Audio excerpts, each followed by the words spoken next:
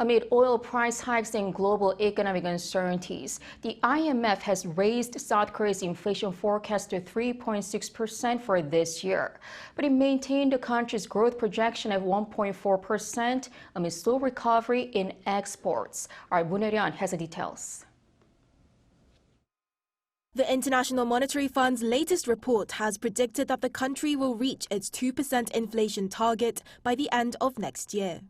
Following an annual meeting between the IMF and South Korea's finance ministry, central bank and other institutions back in September, a report detailing the agency's economic outlook as well as policy guidelines was released on Friday. Its economic growth outlook for this year is in line with the Bank of Korea's forecast of 1.4%, as the economy is expected to make a gradual recovery thanks to rising semiconductor exports and increased tourism. The country logged a rise in memory chip exports for the first time in 16 months in October. As for the IMF's growth projection for 2024, it maintained its forecast of 2.2% from October, down 0.2 percentage points from its forecast in July due to the continued slowdown in the manufacturing sector.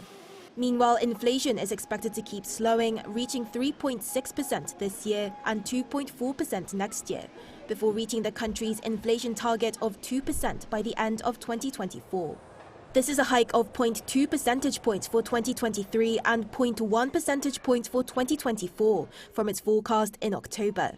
The IMF recommended keeping interest rates high for a considerable period in order to stabilize prices.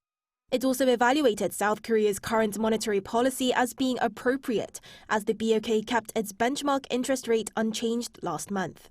The country's foreign exchange reserves were analyzed as being sufficiently capable of responding to external shocks. Another policy recommendation made was the need for structural reforms to the labor market to provide more flexibility in Korea's labor market and narrow the gender gap in the workforce.